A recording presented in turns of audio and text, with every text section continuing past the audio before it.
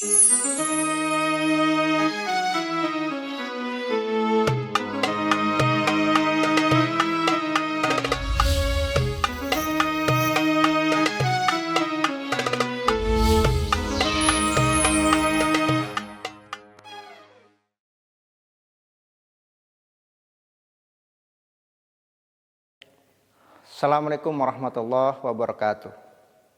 Asyhadu an la ilaha illallah wa asyhadu anna Muhammadar Rasulullah. A'udzubillahi minasyaitonir rajim. Bismillahirrahmanirrahim. Ya ayyuhalladzina amanu kutiba 'alaikumusiyam kama kutiba 'alal ladzina min qablikum la'allakum tattaqun. Alhamdulillahirabbil alamin. Pada kesempatan hari ini perkenankan saya menyampaikan tausiah yang berkaitan dengan makna dan hakikat sebuah rizki. Dalam hal ini saya Al-Fakir akan menyampaikan kisah-kisah di mana kisah-kisah ini akan menjadi inspirasi buat kita semua dan akan kita garis bawahi makna dari hakikat rizki itu sendiri. Kisah yang pertama yang terjadi pada zaman Nabi Sulaiman alaihissalam. Dikisahkan Nabi Sulaiman pernah meminta kepada Allah Subhanahu wa taala memberikan jaminan.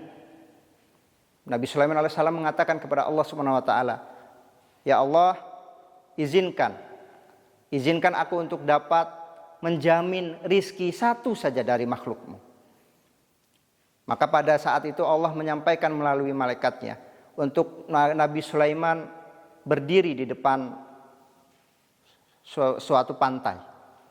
Di pinggir pantai itu ada seekor ikan paus yang sangat besar. Allah melalui malaikatnya menyampaikan, "Wahai Sulaiman, aku titipkan rizki ikan paus ini kepadamu." Dan ikan paus ini akan datang ke pinggir pantai meminta makan kepada Nabi Sulaiman tiap pagi dan petang. Dan dikisahkan Nabi Sulaiman rutin memberikan makan ikan tersebut. Dalam hitungan tidak kurang dari 1 pekan. Dikisahkan separuh dari rezeki Nabi Sulaiman, kekayaan Nabi Sulaiman itu habis hanya untuk memberi makan seekor ikan paus. Maka Nabi Sulaiman bertaubat kepada Allah dan beliau berdoa kepada Allah untuk mengembalikan kewajiban memberi makan ikan tersebut, rizkinya kepada Allah Subhanahu wa taala kembali. Bisa dibayangkan jamaah rahimakumullah. Kita bisa bayangkan 1 ekor ikan paus saja seorang nabi yang kaya raya. Yang didoanya Rasulullah sendiri mengatakan bahwa tidak ada nabi yang memiliki kekayaan dan kekuasaan melebihi Nabi Sulaiman, baik sebelum dan sesudah Nabi Sulaiman. Dan dalam tempo 1 pekan, harta kerajaan Nabi Sulaiman itu habis hanya untuk memberi makan 1 ekor paus. Bagaimana kuasanya Allah memberi makan makhluk yang paling besar sampai yang paling kecil. Sebagaimana dalam surat Al-Hud ayat 6, bahwa Allah telah menjamin rizki makhluk di muka bumi ini, binatang melata sekalipun. Kemudian jemaah rahimakumullah, ada kisah yang lain. Kisah yang terakhir, kisah ini masyhur.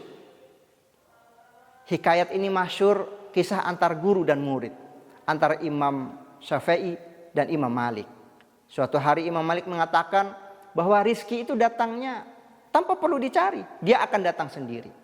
Dan Imam Syafi'i mengatakan, gak mungkin guru, rizki itu harus dicari, harus diperjuangkan, maka akan kita dapatkan. Di tengah perdebatan itu kata guru Imam Syafi'i, Imam Malik mengatakan, "Wahai muridku, kita buktikan, apakah rizki yang datang kepadaku atau rizki yang kau cari?" Singkat cerita, Imam Syafi'i pamit kepada gurunya dan dia mengatakan, "Saya akan mencari, saya ingin memakan 1 keranjang anggur. Maka saya harus mencari dan bekerja untuk mencari anggur tersebut." Beliau berjalan, di sepanjang jalan beliau melihat ada orang yang sedang memanen buah anggur. Dan beliau meminta izin, Imam Syafi'i meminta izin kepada tukang kebun tersebut untuk membantu memanen anggur. Setelah selesai anggur tersebut, maka didapatlah satu keranjang anggur hadiah atas kerja keras Imam Syafi'i membantu petani tersebut. Dengan gagah dan gembira Imam Syafi'i berlari menemui gurunya. Dan beliau mengatakan begitu sampai di pondok gurunya. Beliau mengatakan, wahai guruku Imam Malik, sesungguhnya keyakinanku bahwa rezeki itu harus dicari baru kita dapat. Inilah buktinya. Aku menginginkan anggur, aku mencari, aku berusaha, maka anggur ini aku dapatkan. Tapi kata Imam Malik, lantas anggur itu untuk kau apakan? Imam Syafi'i, kata Imam Syafi'i, wahai guruku, ini aku berikan hadiah satu keranjang anggur kepada engkau. Maka apa kata Imam Malik?